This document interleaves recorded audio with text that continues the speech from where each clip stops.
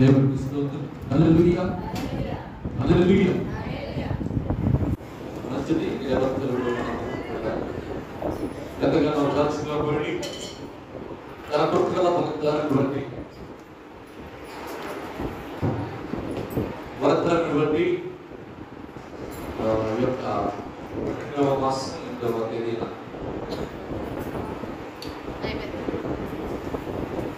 ఆయన నామాన్ని గర్భవసానికి ఆయన సహాయాన్ని దేవుడు మనకు దయచేస్తూ ఉన్నాడు. దేవుడికి స్తోత్రం.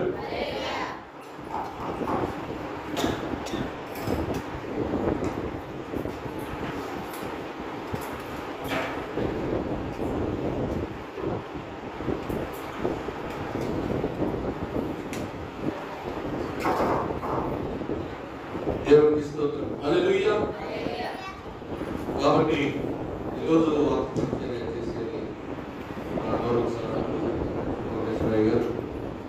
ఇదే దానికంటే ఒక జస్ట్ ఇంట్రడక్షన్ మీకు ఇవ్వాలని ఆశపడతాను. 10 నిమిషాలు. కాబట్టి ఈరోజు మనకు అనిపించిన అంశం ఏంటంటే బైబిల్ ఆధారం. ఏ ఆధారం అండి? బైబిల్ ఆధారం. బాప్తిస్మము యోహాను, బాప్తిస్మము యోహాను జననం. అంశం ఏంటంటే దైవ ఆవేశం వలన ఆవేశింపచే దేవుని వాక్యం. The word of God inspired to inspire. Inspired to inspire. అంటే మనము దైవ ఆవేశం వలన ఆవేశింప చేసే దేవుడి వాక్యాన్ని మనము చదువుకుంటున్నాం. స్తోత్రం. కాబట్టి అటువంటి అంశాన్ని ఇక బైబిల్ ఆధారమున మనము ధ్యానం చేసుకోబోతా ఉన్నాం. కాబట్టి దానికంటే ముందు చిన్న గీతం పడదా చూచితివే నా నీటిని పొడచితివే నా యేసయ్య, మిగిలిపోయిన నా జీవితం కూలిపోయిన నా ఆత్మని పాట పాడుకుంటూ మనం కూడా చప్పట్లు కొడుతూ ఆయన యొక్క శక్తిని పొందుకుంటాం. హల్లెలూయా హల్లెలూయా.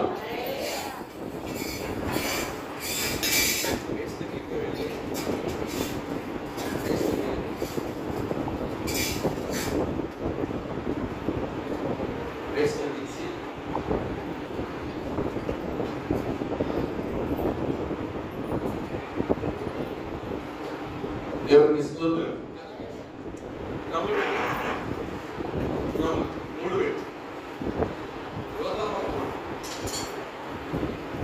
హల్లెలూయా. చాలు. దేవునికి స్తోత్రం. చూచితివే నా కన్నీటిని, తుడచితివే నా యేసయ్యా,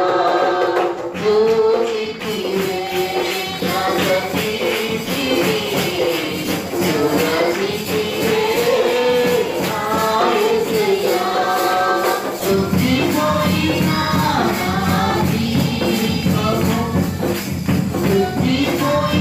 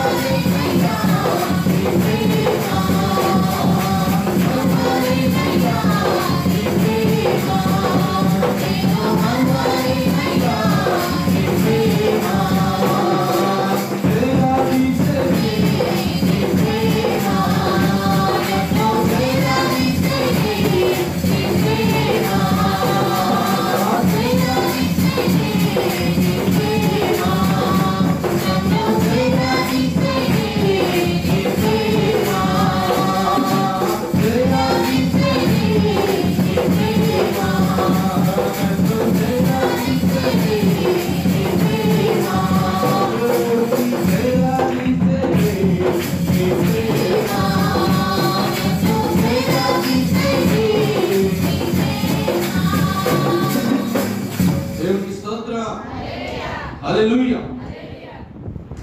యాక్చువల్లీ బైబిల్ ఆదివారం కాబట్టి ఇచ్చిన భాగాల నుండి మనం ధ్యానం చేసుకునేందుకు జస్ట్ ఇంట్రడక్షన్. వాక్యం ఏం చేస్తుంది, బైబిల్ ఏం చేస్తుంది, మనల్ని ఇన్స్పైర్ చేస్తుంది. ఏం చేస్తుంది? తిమోతికి రాసిన రెండవ పత్రిక 3:16 వాక్యం అంటాడు, దైవ ఆవేశము వలన కలిగిన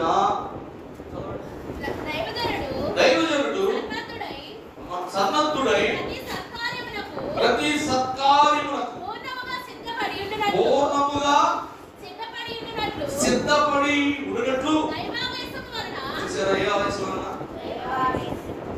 దైవ ఆవేశం వలన కలిగిన ప్రతి లేఖనము ఉపదేశించుటకు. చూడండి, దేవనంట దైవ ఆవేశం వలన కలిగిన ప్రతి లేఖనం. చూడండి, ఆ లేఖనం వల్ల ఏం చేస్తుంది? ఉపదేశిస్తుంది, ఖండిస్తుంది, తప్పు దిద్దుతుంది, నీతి యందు శిక్ష చేయుటకు ప్రయోజనకరమై ఉన్నది. హల్లెలూయా. ఇది దేవుడు దైవ ఆవేశం వలన మనకి అనుగ్రహించినటువంటి వాక్యం. అలాంటి వాక్యాన్ని మనం ఏం చేయాలంటే ఆనర్ చేయాలి. ఆనర్ అంటే అర్థం ఏంటి? గౌరవించాలి. అలాంటి వాక్యాన్ని మనం క్యారీ చేయాలి. అంటే అర్థం ఏంటి? మోయాలి.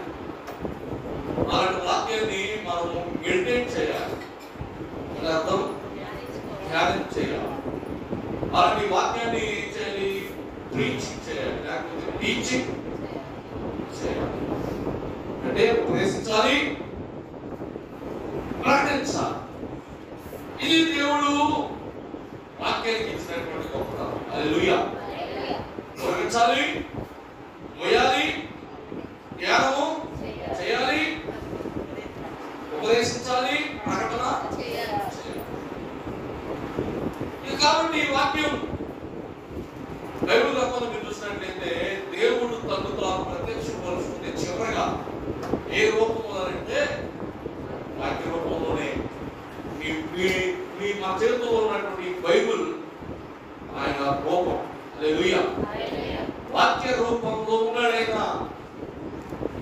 అందుకని వాక్య రూపంలో ఉన్నటువంటి ఆయన ప్రిపేర్గా ఆయన బయలుపరుచుకున్నాడు. మత్తయి సువార్త 24:35 వాక్యాన్ని మీరు చదివితే అక్కడ అంటాడు ఒక మాట, ఆకాశము భూమియు గతించును గాని, ఆకాశము భూమియు గతిస్తాయి, నా మాటలు ఏమాత్రమును గతింపవు.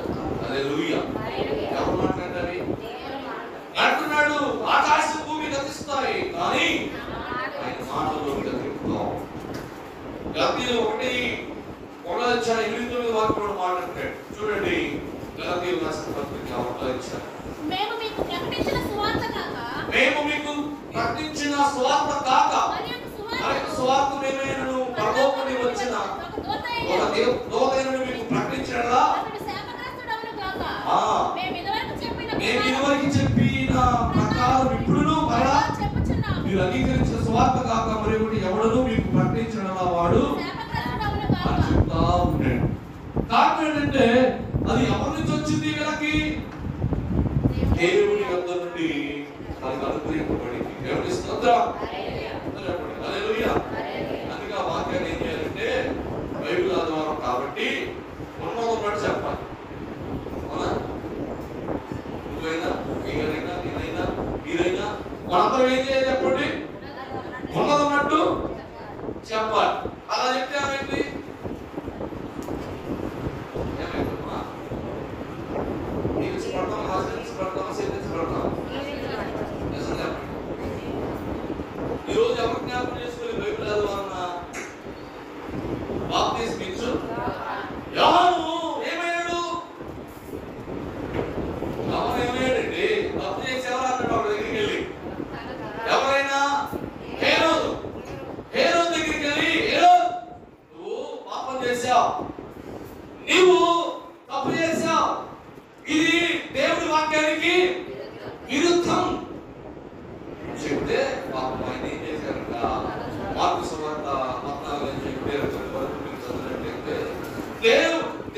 యోహాను దేవుని వాక్యానుసారముగా జీవించడం చేత ఆ జీవించి తప్పు చేసినటువంటి వారిని అక్కడ అంటున్నాడు, ఉపదేశించుటకును ఖండించుటకును దిద్దుటకును తీర్పు చేయుటకును ఆ వాక్యము అక్కడ ఆ విధంగా కనబడతా ఉంది. కాబట్టి అటువంటి దైవ ఆవేశం వలన కలిగినటువంటి వారిగా దైవ ఆవేశంతో వాక్యాన్ని ప్రకటన చేసి తప్పు చేస్తున్నారా, పాపం చేస్తున్నారా నాయన అని హేరోదుని హెచ్చరిస్తే ఆ హేరోదు ఏం చేశారంటే బిడ్డగా తర్వాత ఆ వాక్యమే అతను ఏం చేసిందంట? ఆ విధంగా చెప్పినందుకు తన మరణానికి తాను నరసాక్షి అయిపోయాడు. దేవునికి స్తోత్రం. హల్లెలూయా. చూసారా?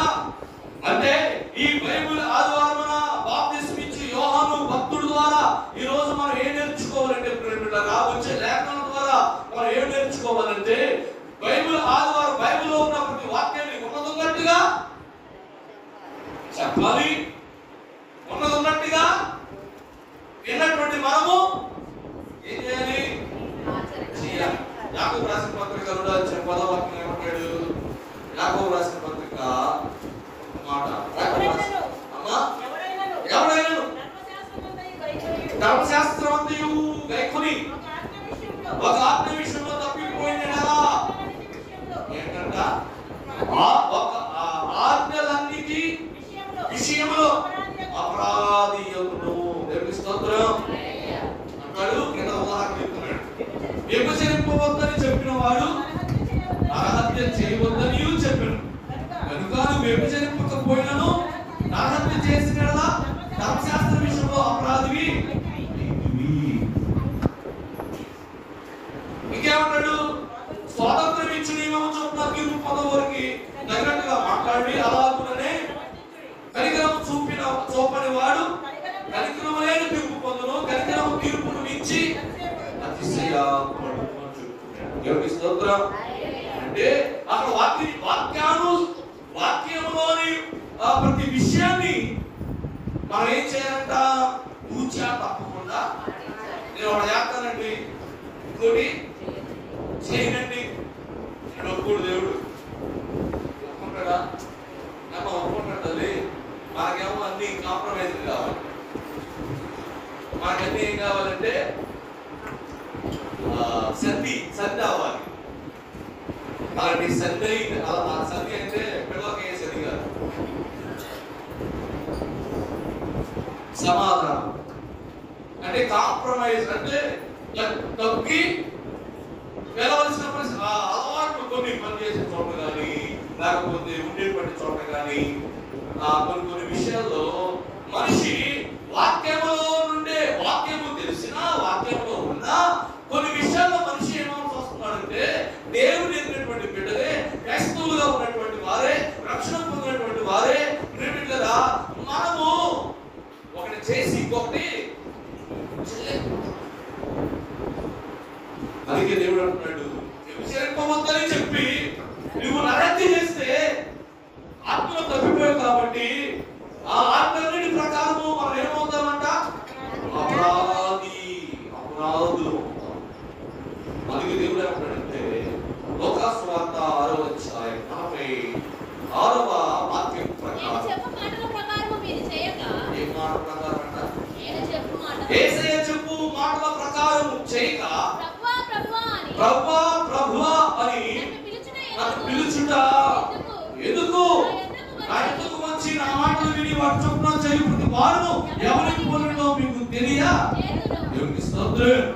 అంటే ఆ వాక్యం ఏం చెప్తుందో, ఆ వాక్యం శరీరానికి ఉన్నటువంటి యేసయ్య ఏం చెప్తున్నాడు? ఈ పరిశుద్ధ గ్రంథం పాత నిబంధన గ్రంథము, నూతన నిబంధన గ్రంథములో ఉన్నటువంటి పత్రికలే కానీ ప్రవక్తలే కానీ చెప్పిన ప్రతి వాక్యానుసారముగా మనము జీవించాలి. అంతేగాని ఒకటి ఒకటి ఆ విధంగా చేయిస్తే మా ఈ లోకంలో సజావుగా చక్కగా బతకొచ్చు, అని అక్కడ ప్రభువా ప్రభువా అని పిలుచుతా స్తోత్రం. కాబట్టి ఆ విధంగా చెప్పినటువంటి యోహాను చనిపోయాడు కాబట్టి ఈ బైబిల్